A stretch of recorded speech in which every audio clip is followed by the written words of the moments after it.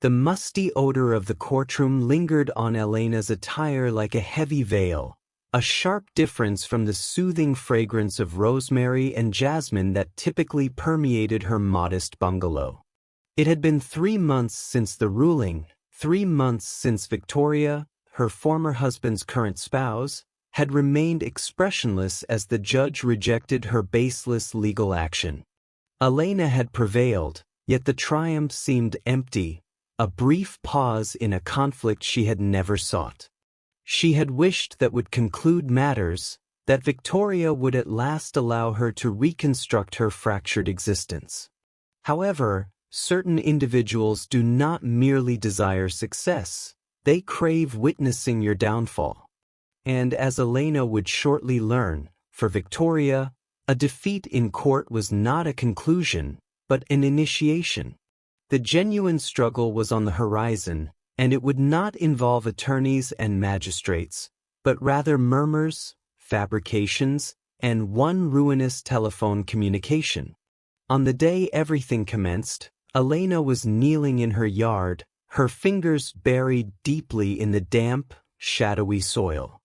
The yard served as her haven, a spot where she could nurture growth from the ground and momentarily disregard the existence that had been so harshly disrupted. It had been 2 years since the separation from David, a chaotic, agonizing process that had resulted in a wounded spirit, a loan she could scarcely manage, and an intense feeling of inadequacy. But she possessed endurance. She had launched a modest enterprise from her residence, offering handmade lotions and fragrances, her inventions a proof of her tenacity. The recognizable sound of wheels on the pebble path interrupted her contemplation. She glanced upward, protecting her gaze from the midday sunlight, and observed a glossy dark vehicle arrive before her bungalow. A gentleman in a tailored outfit emerged, his demeanor one of detached professionalism. He carried a portfolio, and Elena's abdomen tightened. Gentlemen in formal attire seldom delivered positive information. "Elena Thompson," he inquired, his tone precise and detached. "Yes," she responded, her tone hardly audible. He presented her with a substantial packet. "You have been notified." The phrase lingered in the atmosphere, oppressive and stifling. Notified for what? She had committed no wrongdoing. She was simply attempting to exist, to discover some measure of tranquility following the turmoil. She ripped apart the packet, her palms quivering. The technical terminology blurred in her vision, but several terms emerged, piercing and malicious. Libel, mental anguish, compensation. And then she noticed the accuser's identity. Victoria Thompson. Victoria, David's present spouse. The lady who, in Elena's view, had appropriated her existence. Elena had encountered her only on a few occasions during uncomfortable, strained exchanges when David arrived to collect the remainder of his possessions. Victoria was attractive, naturally, with a rehearsed grin and gaze that contained a disturbing void. She had consistently caused Elena to feel diminutive, irrelevant, a remnant of a history that David was keen to obliterate. The legal claim was an invention, a distorted account where Elena portrayed a resentful, spiteful former spouse determined to ruin Victoria's joy. It asserted that Elena had been defaming Victoria to shared acquaintances, disseminating harmful gossip, and inflicting significant mental and emotional injury. It was entirely untrue. Naturally, Elena had been exceedingly cautious, so resolute in preserving her honor, to avoid providing David and Victoria the gratification of observing her collapse. She slumped back onto her feet. The official papers gripped in her grasp. The yard, her refuge, abruptly resembled a confinement. The aroma of the lilies, typically a consolation, now appeared overpowering, asphyxiating. She considered David, the individual she had cherished for 15 years, the person with whom she had constructed an existence. How could he permit this to occur? How could he remain passive and observe his current spouse endeavor to annihilate her? The disparity in authority was overwhelming. Victoria possessed David's riches and sway supporting her, whereas Elena had solely her modest enterprise and an accumulation of obligations. It resembled a traditional underdog tale, but Elena did not perceive herself as a spirited challenger. She felt like a sheep being guided to execution. She passed the subsequent few days in a haze of incredulity and hopelessness. She scarcely consumed food, scarcely rested. The official paperwork rested on her dining surface, a perpetual taunting indication of the horror that had become her reality. She eventually contacted an attorney, a lady named Rebecca, suggested by an associate. Rebecca was astute, empathetic, and fortunately straightforward. This represents a standard coercion strategy, Rebecca stated after examining the claim. She's attempting to intimidate you, to drain you economically and mentally, but her argument is feeble. There's no proof, merely an abundance of rumor and speculation. We can contest this, Elena, and we can succeed. Rebecca's statements were a rescue line, a spark of optimism amid the obscurity. But even with a competent attorney beside her, the apprehension was an unvarying companion. The mental struggle was unyielding. Victoria's allegations, although unfounded, had a manner of infiltrating her awareness, causing her to doubt herself. Was she resentful? Was she bitter? Had she, in some vulnerable instant, uttered something that could be distorted and employed against her? The concealed intentions were what genuinely frightened her. This was not merely concerning finances or standing. This concerned something profounder, something more intimate. Victoria was not simply attempting to triumph in a legal dispute. She was attempting to eliminate Elena, to eradicate her from David's history and from her own destiny. It was a contest for her mere being, and Elena recognized with a freezing assurance that this was merely the commencement. The initial preliminary session was a whirlwind of juridical terminology and concealed aggressions. Elena positioned herself next to Rebecca, her palms squeezed tightly in her lap, her pulse racing a frantic beat against her chest. On the opposite side of the chamber, Victoria positioned herself beside her own expensive attorney, a gentleman with a complacent grin and a predatory sparkle in his gaze. She embodied tranquil assurance, her stance impeccable, her countenance a meticulously designed facade of afflicted purity. David was present as well, seated a short distance behind her, a mute, impassive figure. He refused to encounter Elena's gaze. The periods preceding the proceedings were an exhausting endurance test of testimonies and disclosures. Rebecca was an unyielding supporter, methodically deconstructing Victoria's assertions, revealing the discrepancies and blatant deceptions. But Victoria was a powerful adversary. She was clever, controlling, and an expert at portraying the sufferer. She had succeeded in persuading a small number of their common associates to provide statements on her behalf. Their accounts, a compilation of partial truths and incorrectly recalled dialogues, all manipulated to depict Elena as an envious, erratic lady. The disparity in authority was an ongoing, smothering burden. Victoria's juridical group was a smoothly functioning apparatus. While Elena was operating on exhaustion, her reserves diminishing with each increasing juridical expense. She was compelled to obtain an additional loan on her bungalow, the single location she had since secure, the single location that was genuinely hers. The mental struggle was exacting its cost. Elena discovered it difficult to rest, her evenings occupied with nervous visions. She shed pounds, her previously robust hunger substituted by a perpetual twist of terror in her abdomen. The delight she had previously discovered in her occupation, in producing her lotions and fragrances, had been replaced by a fatigued feeling of duty. Her enterprise, her support, was declining, her requests accumulating, her innovation hindered by the overwhelming tension of the legal action. It was amid one of the testimonies that Elena observed the initial fracture in Victoria's meticulously built exterior. Rebecca was interrogating one of Victoria's observers, a lady named Lisa, who had been a companion of both Elena and David.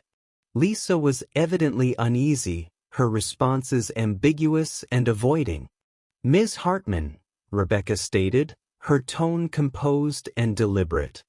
"You declared that my client, Ms.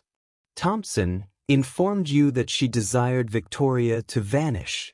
Can you describe the precise circumstances of that discussion?" Lisa fidgeted in her position, her gaze shifting toward Victoria. I do not recall the precise circumstances. It occurred some time ago, but you recollect the precise terms Rebecca urged. She stated she desired Victoria to vanish. Did she express it in a menacing manner? Did she appear furious? Distressed? She was distressed. But I would not claim she was menacing. Rebecca hesitated, permitting the quietness to persist in the atmosphere. Is it not accurate, Ms. Hartman, that what Ms. Thompson truly expressed was that she desired the entire circumstance, the separation, the unceasing recollections of her unsuccessful union to simply vanish? That she desired to proceed with her existence? Lisa's complexion paled. She glanced at Victoria once more, a spark of dread in her gaze. I could have misinterpreted. It was a minor success, but it was a success nevertheless. It was the initial occasion Elena had witnessed Victoria's meticulously created story start to disintegrate. It was the initial occasion she had observed a vulnerability in her defense. That evening, Elena could not rest. The picture of Lisa's terrified expression was imprinted in her thoughts. It was evident that Victoria had pressured her, had distorted her statements, and utilized their companionship as a tool. And if she had done it to Lisa, who else had she influenced? The following day, Elena began initiating her own communications. She contacted former companions, individuals she had lost connection with following the separation, individuals who had known both her and David. It was an agonizing, embarrassing procedure, reviving the history, revisiting the particulars of her unsuccessful union. But she was no longer merely a sufferer. She was a combatant. And then she obtained an opportunity. A lady named Megan, who had collaborated with David for years, consented to converse with her. Megan had always been gracious to Elena, had always regarded her with a kindness and esteem that was now so agonizingly missing in her existence. I never accepted it, Elena, Megan stated, her tone infused with a subdued compassion. I never accepted you were the type of individual Victoria was portraying you to be. She's quite the character, that one. Megan proceeded to inform Elena about Victoria's standing at the workplace. She was recognized for being driven, merciless, and an expert in workplace dynamics. She had a record of controlling circumstances to her benefit, of employing individuals and then abandoning them when they were no longer beneficial. She's performed this previously, Elena, Megan stated, her tone reducing to a secretive murmur. Not a legal action, but she's rendered people's existences wretched. There was a lady a few years past, another coworker. Victoria viewed her as a danger and she methodically ruined her standing. The lady ultimately resigned, relocating to another town. It was a frightening disclosure, but it was also a confirmation. Elena was not insane. She was not fabricating things. Victoria was a hunter, and Elena was simply her most recent target. The details Megan provided her were a pivotal element. It supplied a model of conduct, a background of ill will that Rebecca could employ to contest Victoria's reliability. For the initial time since she had been presented with those documents, Elena experienced a wave of optimism. She was still frightened, still inundated, but she was no longer isolated. She had a supporter, an observer who was prepared to articulate the facts.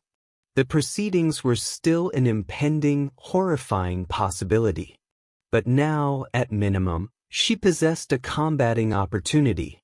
She had a vulnerability in Victoria's defense, a fracture in her flawless exterior, and she was resolute to utilize it to cause the entire corrupt framework to collapse. The ethical intricacy of the circumstance was not overlooked by her.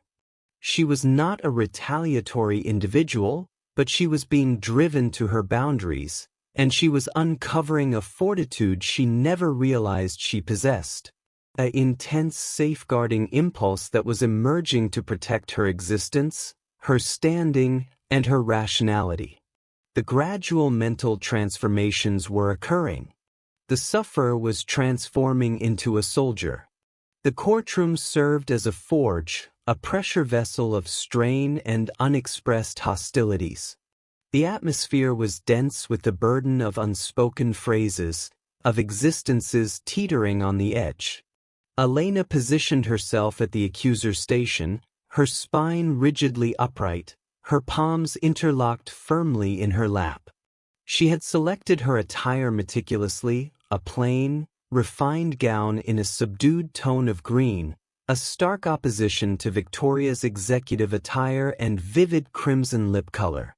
She aimed to convey an impression of serene honor, of a lady who had been injured but declined to be shattered. The initial few days of the proceedings were a whirlwind of juridical tactics and assaults on character.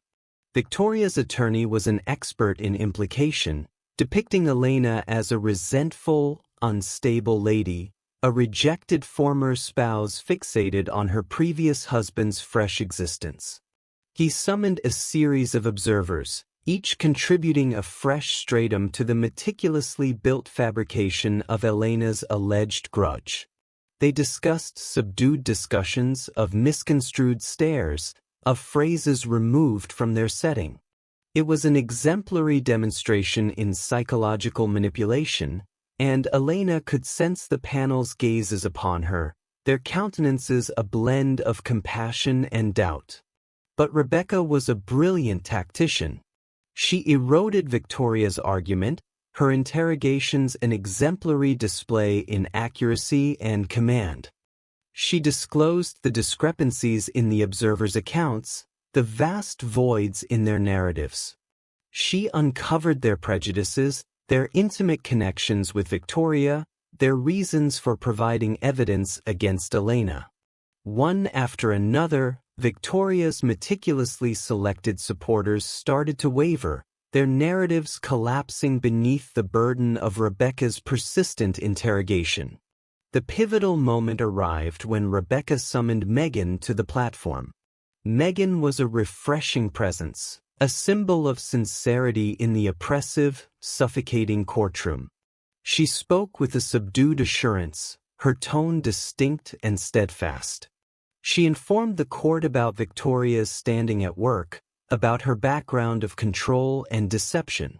She described in condemning detail how Victoria had methodically ruined the profession of another coworker, a lady who had ventured to oppose her.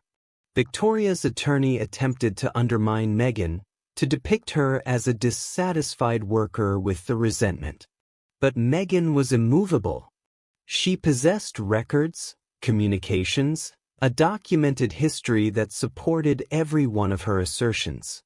The panel attended carefully, their countenances transitioning from doubt to an emerging comprehension. And then it was Victoria's opportunity to occupy the platform. She embodied composure and restraint, her tone a gentle, harmonious murmur. She enacted the role of the sufferer flawlessly, her gaze filling with moisture as she depicted the mental disturbance Elena had allegedly inflicted upon her.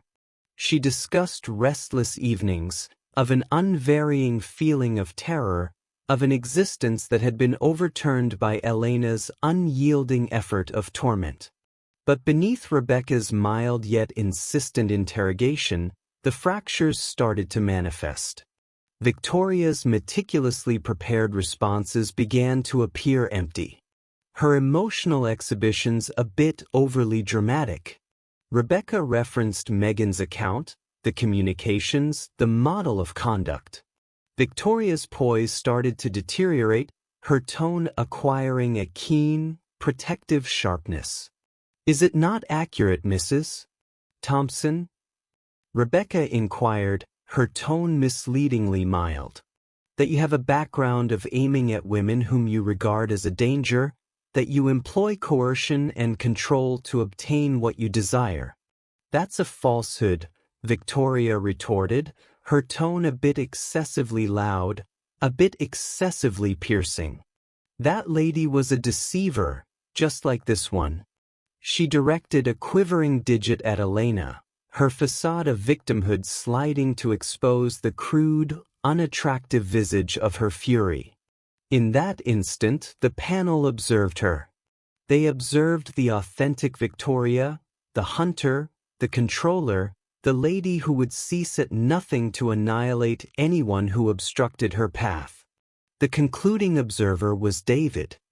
He proceeded to the platform with a burdensome, dragging stride, his shoulders drooped, his countenance a facade of exhausted surrender. He appeared like a gentleman who was being torn asunder, a gentleman ensnared in a conflict that he had no notion how to maneuver. He declared that he had never overheard Elena utter a solitary unfavorable term about Victoria. He confessed that he had been subjected to considerable strain from his current spouse, that she had been the one to demand initiating the legal action. He discussed her compulsive envy, her perpetual requirement for confirmation, her suspicion regarding Elena. It was a crushing impact to Victoria's argument. Her own spouse, her presumed companion, had just revealed her deceptions to the whole courtroom. The final statements were a simple procedure. The decision, when it arrived, was rapid and consensus-based, innocent. A surge of alleviation enveloped Elena, so potent that it nearly caused her to collapse. She had succeeded. She had confronted the beast, and she had succeeded. But as she gazed across the courtroom at Victoria, she observed something that froze her to her core. There was no regret in Victoria's gaze, no indication of loss. There was solely a frigid, rigid anger, a scorching animosity that was more frightening than any legal action. Elena had succeeded in the confrontation, but she possessed a nauseating sensation that the conflict was distant from concluded. She possessed a sensation that Victoria was not the type of individual who embraced loss elegantly. She was the type of individual who, when one tool malfunctioned, merely grasped for another, more lethal one. And as Victoria exited the courtroom in a fury, her countenance a stormy facade of wrath, Elena recognized that this was not the termination. It was merely the commencement of a fresh, more horrifying section. The consequences of the proceedings were an odd, dreamlike suspension. The world, which had been a disordered vortex of juridical fights and mental chaos, was abruptly motionless. The unceasing telephone discussions from Rebecca, the infinite flow of communications, the restless evenings devoted to examining official records, it all simply halted. Elena was left with an intense feeling of void, an emptiness where the overwhelming tension of the legal action had once existed. She attempted to revert to her previous existence, to discover comfort in the known patterns of her days. She immersed herself in her occupation, her palms moving with a frantic vigor as she blended and dispensed. Her modest studio once more saturated with the reassuring aromas of rosemary, jasmine, and cedarwood. She embarked on extended strolls in the forest behind her bungalow, the swish of the foliage and the melody of the avians, a calming remedy to her worn nerves. But the tranquility was delicate, a slender covering over a profound, persistent feeling of discomfort. The picture of Victoria's countenance, distorted with wrath, was imprinted in her recollection. She could not dispel the sensation that she was being observed, that she was existing on limited time. Every groan of the planks, every swish of foliage outside her opening dispatched a surge of terror through her. David had contacted her a few days following the proceedings, his tone dense with a combination of regret and self-compassion. He informed her he was remorseful for all she had endured, that he had never desired it to progress this extensively. He depicted an image of a gentleman confined in a harmful union, a gentleman who was equally a sufferer of Victoria's controls as Elena was. Elena attended, her spirit a chilly, rigid knot in her torso. A portion of her, a minor, foolish portion, desired to trust him, to experience a spark of the former compassion she had once possessed for him, but she could not. He had made his decision. He had remained inactive and observed as his current spouse endeavored to annihilate her. He was not a sufferer. He was a weakling. "I must depart, David," she stated, her tone level and lacking feeling, and she disconnected. The gradual mental transformations within her were significant. The lady who had once been so eager for David's endorsement, so prepared to pardon his defects, was absent. In her stead was a lady who was acquiring to depend on herself, to rely on her own judgments, to establish a boundary and declare enough. She commenced attending protection training sessions. The bodily effort, appreciated liberation for her accumulated nervousness. She established a fresh safety mechanism in her bungalow. The flashing scarlet illumination, a minor comforting existence in the gloom. She was no longer an inactive sufferer, anticipating the subsequent strike to descend. She was readying for conflict, and then one clear fall day, it arrived. She was in her yard, gathering the final of her vegetables, when she observed a vehicle arrive at her path. It was not a glossy dark vehicle this time, but an unremarkable gray truck with the terms Youth Welfare Agency emblazoned on the side. Her vital fluid chilled. She had no offspring. Why would they be present? Two ladies exited the truck, their countenances a blend of occupational worry and fatigued acceptance. They presented themselves as caseworkers and inquired if they could enter. Elena guided them into her compact, sunlight-drenched sitting area, her thoughts rushing, her pulse hammering a frantic rhythm against her chest. "We have obtained a notification," the senior of the two ladies stated, her tone mild but resolute, "of a youngster residing in this dwelling who may be at risk."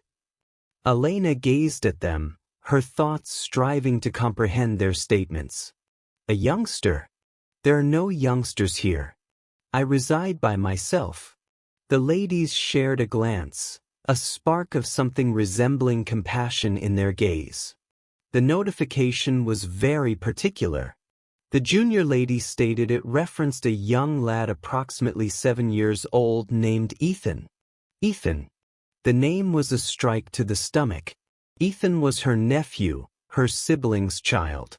He had remained with her for a week during the warm season, a delightful, disorderly week saturated with amusement, drawing with fingers, and excursions to the nearby frozen treat shop.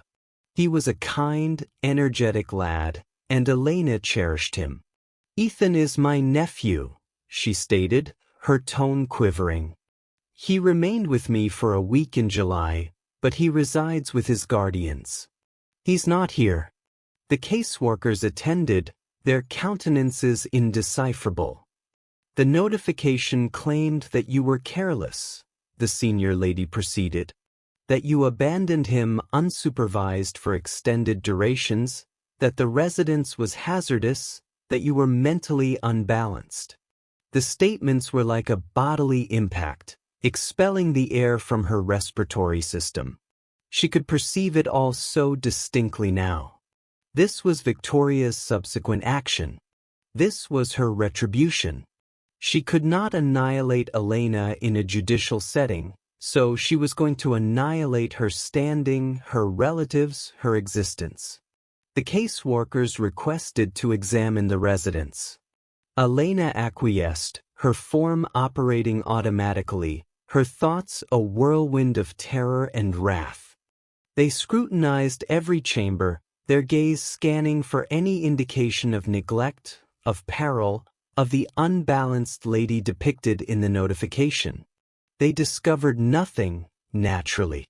Her dwelling was tidy, secure, saturated with the kindness and affection that she infused into her occupation, into her existence.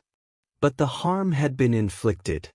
The kernel of uncertainty had been embedded. The disloyalty was an acrid, metallic flavor in her mouth. This was not merely concerning her anymore. Victoria had overstepped a boundary. She had introduced an blameless youngster into her ill, distorted contest. The mental struggle was a furious conflict in her thoughts.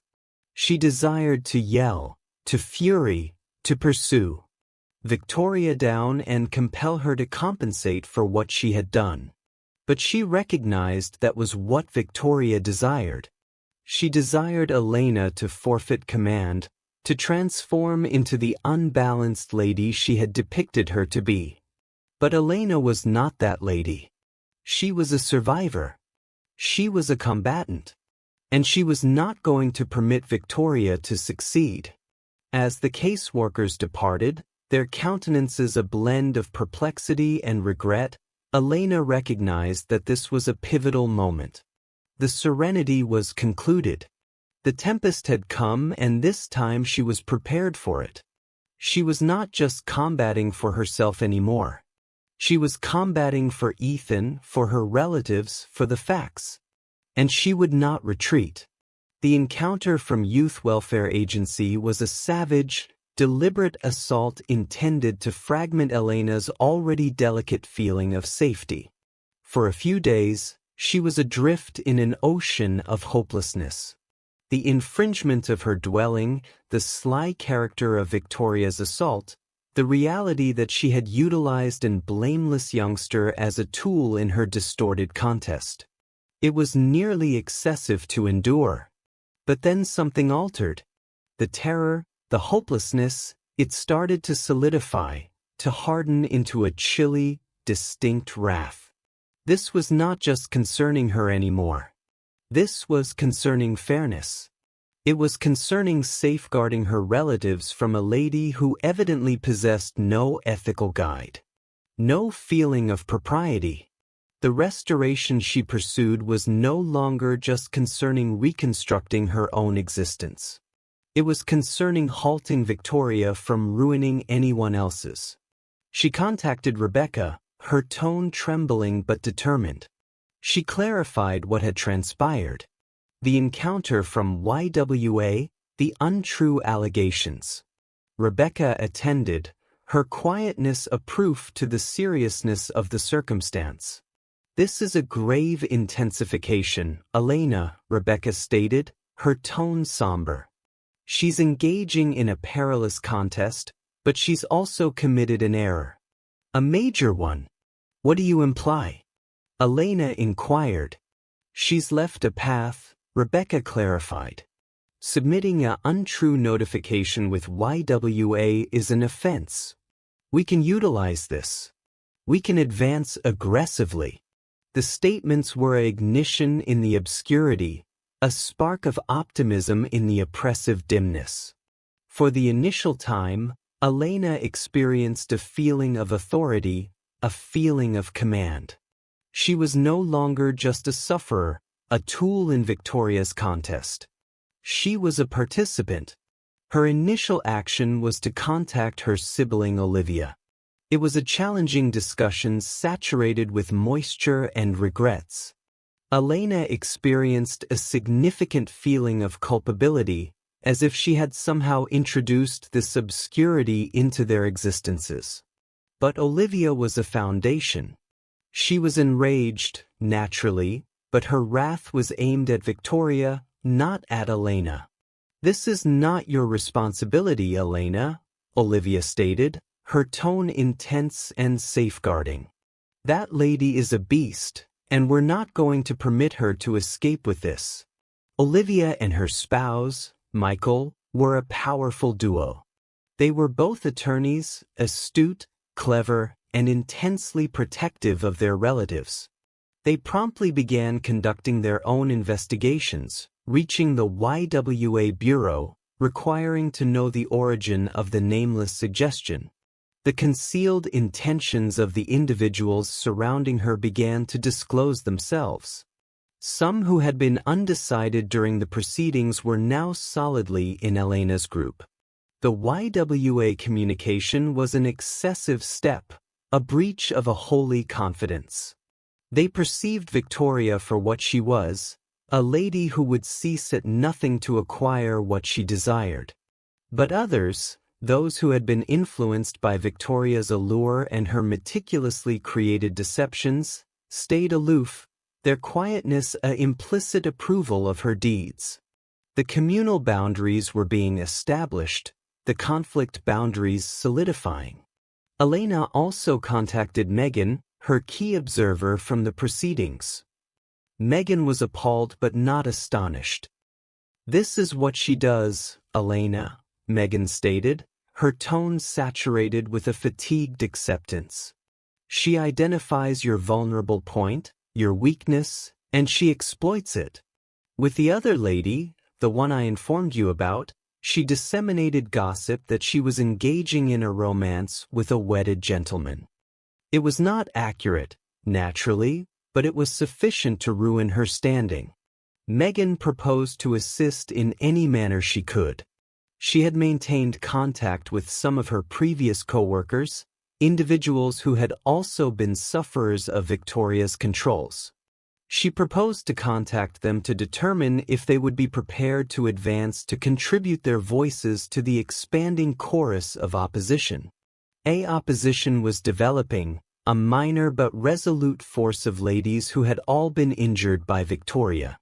They were a varied assembly, an attorney, a domestic caregiver, a business leader, a modest enterprise proprietor, but they were joined by a shared foe and a mutual longing for fairness. The mental struggle within Elena was still a furious conflict. A portion of her was terrified, overwhelmed by the powers she was confronting, but another portion of her was invigorated, empowered by the backing of the ladies surrounding her. She was no longer combating this conflict isolated.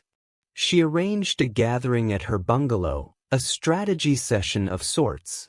Olivia, Megan, and a few of the other ladies assembled in her comfortable sitting area, their countenances a blend of wrath and resolve.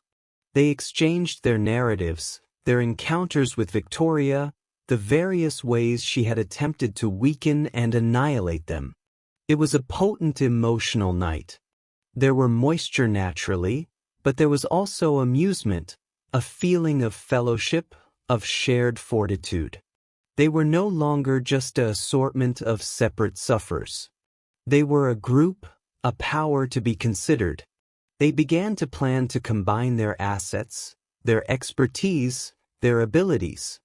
Olivia and Michael would manage the juridical aspect of matters, constructing an argument against Victoria for submitting an untrue notification. Megan and the other ladies would collect proof, record every occurrence of Victoria's torment and control. And Elena, the unwilling guide, the lady who had just desired to be left isolated, discovered herself at the heart of it all, an emblem of endurance, a symbol of optimism for all the ladies Victoria had attempted to quiet. The ethical intricacy of their objective was not overlooked by them. They were not pursuing retribution, not in the conventional meaning. They were pursuing fairness. They were combating to reveal a hunter, to safeguard future sufferers, to generate a world where ladies like Victoria were not permitted to exercise their authority without consequence. The gradual mental transformations were occurring all around them. Ladies who had once been afraid were now discovering their voices. Ladies who had once felt separated were now discovering society. And Elena, the lady who had forfeited everything, was in the process of discovering something far more precious, her objective. The conflict was distant from concluded. But for the initial time, she felt like she possessed a genuine opportunity of succeeding. While Elena and her newfound supporters were occupied constructing their argument, Victoria was not inactive. She was an expert of control, a hunter who knew how to establish a snare. She had been openly shamed, her meticulously built image fragmented by the proceedings, and she was not about to release that. She initiated a defamation effort, a subtle but sly attack on Elena's personality. She utilized online platforms, a system of influential companions, and a small number of regional rumor journalists to disseminate her venom. The account was always identical.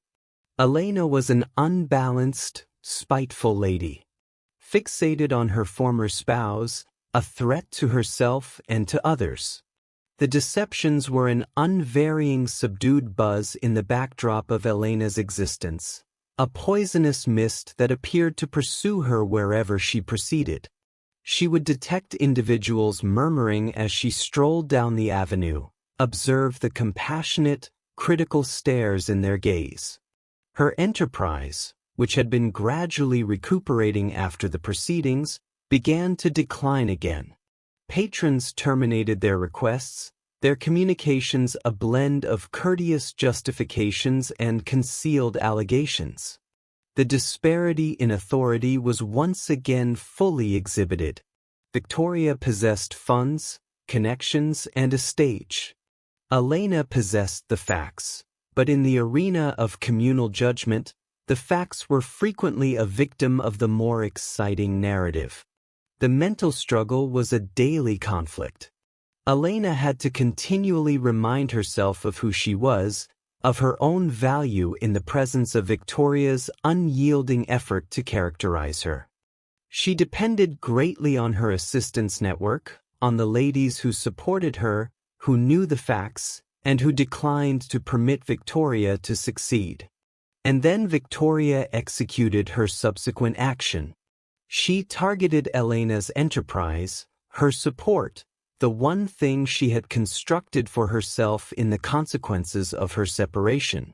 She submitted a sequence of nameless grievances with the Regional Sanitation Bureau asserting that Elena's studio was unclean, that her items were dangerous, that she was employing a multitude of prohibited and hazardous substances. A sanitation examiner appeared at her bungalow without notice, a notepad in his grasp, and a strict, doubtful expression on his countenance. He examined her studio thoroughly, evaluating her items, sampling her areas. His every motion a mute allegation. Elena was a precise artisan. Her studio was immaculate.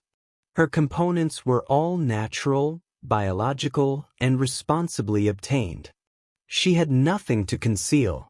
But the examination was a breach, another invasion into her existence, another endeavor to fracture her resolve.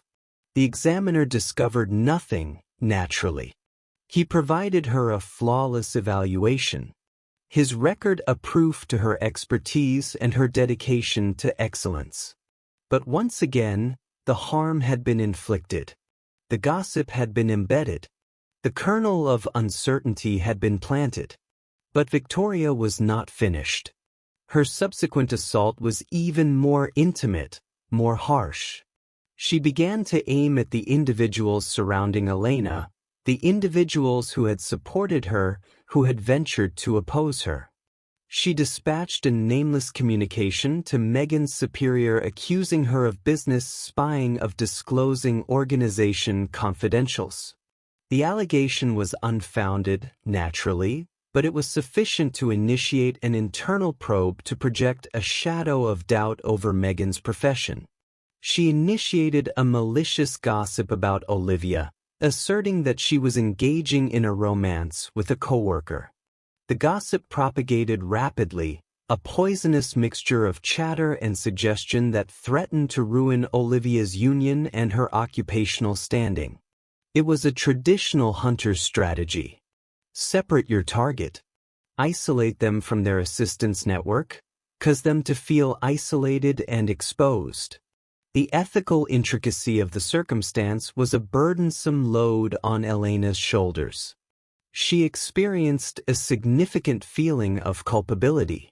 These ladies, her companions, her supporters, were being aimed at because of her. They were compensating the cost for her combat.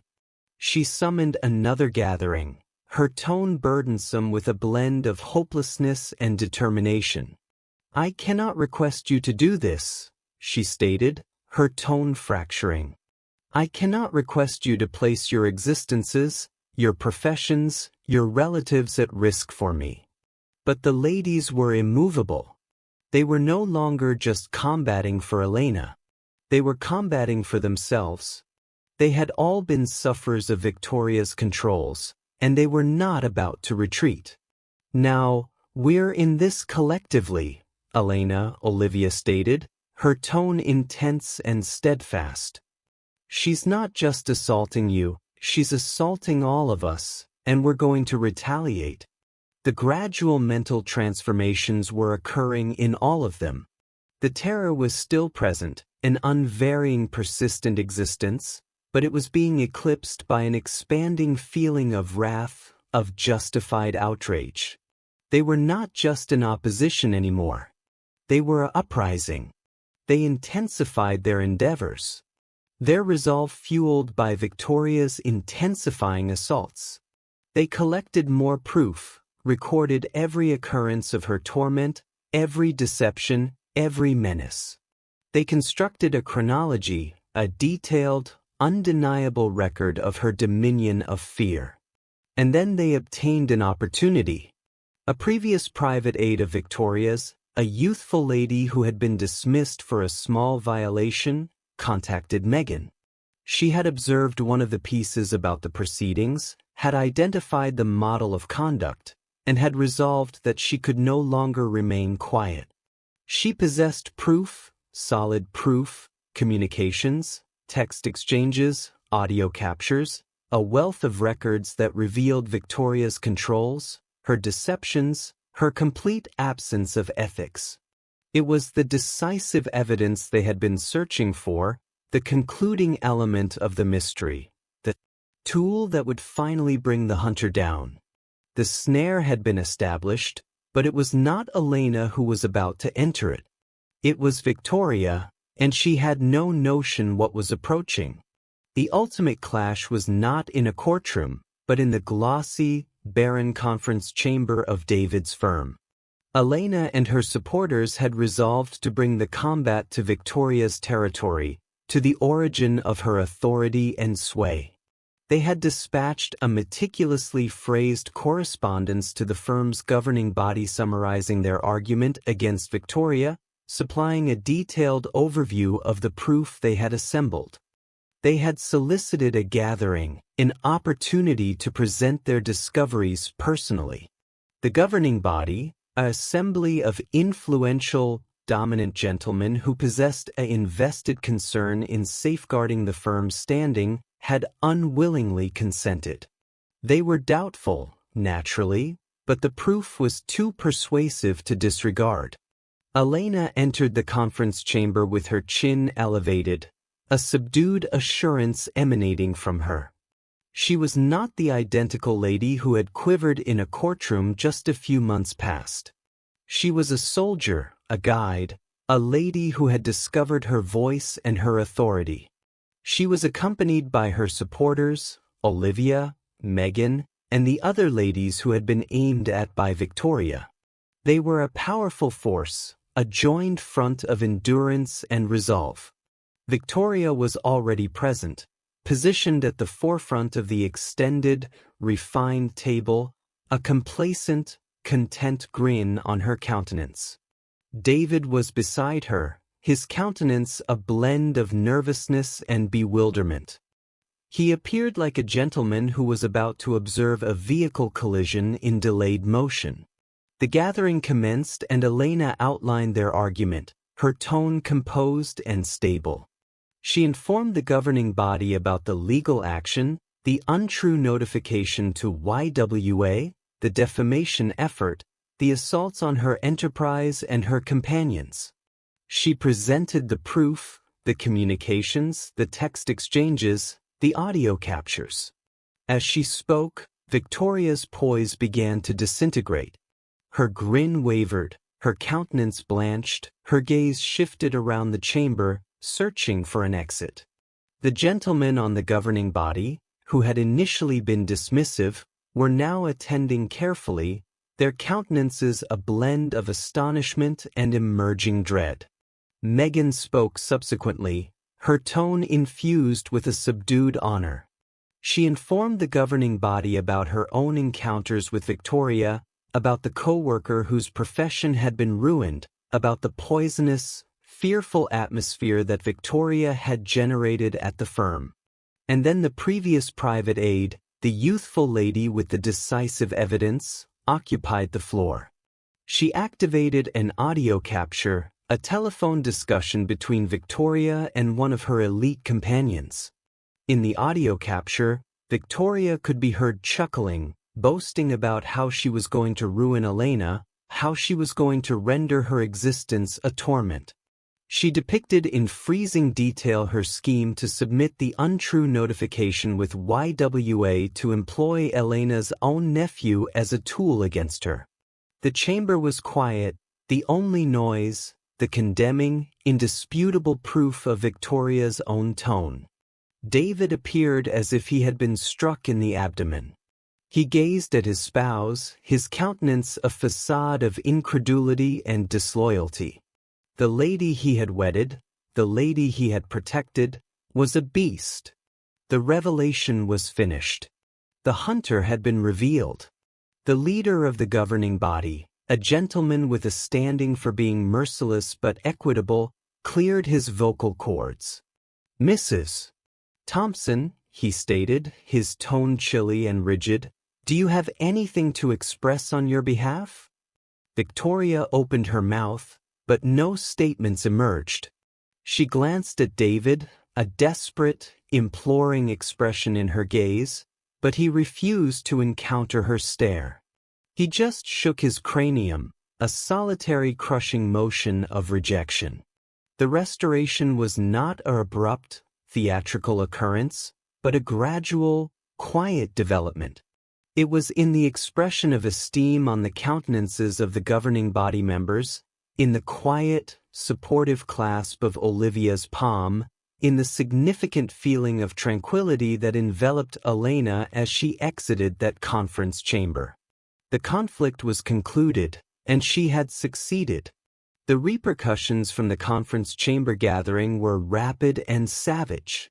Victoria, deprived of her authority and her sway, was an outcast. The governing body of directors, in a desperate effort of harm mitigation, released a communal declaration denouncing her deeds and declaring a comprehensive probe into her behavior at the firm. David, finally perceiving his spouse for the beast she truly was, initiated separation proceedings. The premarital contract, which had been an origin of so much dispute in his separation from Elena, was now his preservation. Victoria, who had wedded for funds and authority, was about to depart with nothing. The information propagated rapidly through their communal group. A tantalizing fragment of chatter that was too delectable to disregard. The identical individuals who had murmured about Elena, who had evaluated and condemned her, were now expressing sympathy, their changeable loyalties altering with the shifting currents of communal judgment. Elena observed it all from afar, a quiet spectator of the existence that was collapsing in her hindsight. She experienced no delight in Victoria's downfall, no feeling of justification, only a significant feeling of melancholy for the lady who was so engulfed by her own animosity, so misplaced in her own obscurity that she had attempted to drag everyone else down with her. The ethical intricacy of her success was not overlooked by her. She had not embarked to ruin Victoria only to safeguard herself. But in doing so, she had been compelled to become a soldier, a tactician, a lady who was prepared to combat fire with fire. And she was not completely certain how she felt about that lady. Her existence began to revert to a resemblance of regularity. But it was a fresh regularity, a distinct type of tranquility. The legal action, the defamation effort, the unvarying feeling of terror. They had all imprinted their mark. She was stronger, more enduring, but she was also more protected, more cautious of the obscurity that could hide behind her attractive grin. Her enterprise began to flourish. Her narrative of endurance and restoration connecting with her patrons. She obtained a surge of requests. Her modest studio once again a center of activity. She employed an aide, a vibrant, enthusiastic youthful lady who shared her enthusiasm for producing beautiful manually created items. Her connections with her companions and relatives, which had been examined by the blaze of Victoria's assaults, were now more robust than ever. They had confronted the tempest collectively, and they had appeared on the opposite side, their connections forged in the forge of shared hardship. One clear, bright day, a few months after the conference chamber gathering, Elena was in her yard, her palms once again buried in the cool, shadowy soil. She was establishing a fresh lily plant, an emblem of fresh commencements, of existence and attractiveness and optimism. She heard a vehicle arrive at her path, and for an instant a spark of the former terror returned, but then she observed who it was. David. He exited his vehicle, his motions gradual and tentative. He appeared older, more exhausted than she had ever observed him. He was no longer the assured, charismatic gentleman she had once cherished. He was a gentleman who had been fractured, a gentleman who was compensating the cost for his frailty, his weakness. He proceeded toward her, his gaze infused with a profound, persistent melancholy. "Elena," he stated, his tone hardly audible. I just desired to express I'm remorseful." She glanced at him, at the gentleman who had been her spouse, her companion, her closest associate, and she experienced nothing. The wrath, the injury, the disloyalty. It was all absent. All that remained was a quiet feeling of tranquility, of resolution. "I know, David," she stated, her tone mild and gentle. "I know." He positioned there for an instant as if he desired to express more, but the statements would not emerge. He just nodded, a solitary heartbreaking motion of loss. And then he rotated and departed. Elena observed him depart, and then she rotated back to her yard, to the abundant, shadowy soil, to the assurance of fresh existence. The settlement was concluded. The restoration was finished. And for the initial time in a very extended period, she felt truly liberated. And so Elena's narrative concludes. A narrative of disloyalty, of endurance, of a lady who was driven to her boundaries and uncovered a fortitude she never realized she possessed. It's a prompt that sometimes the greatest successes are not the ones we achieve in a courtroom, but the ones we achieve in our own spirits. It's about discovering the bravery to advocate for yourself, to combat for what's correct, and to never permit anyone to douse your illumination. If you were affected by Elena's narrative, if you've ever felt like you were confronting a power that was larger than you, then please provide this video a positive mark.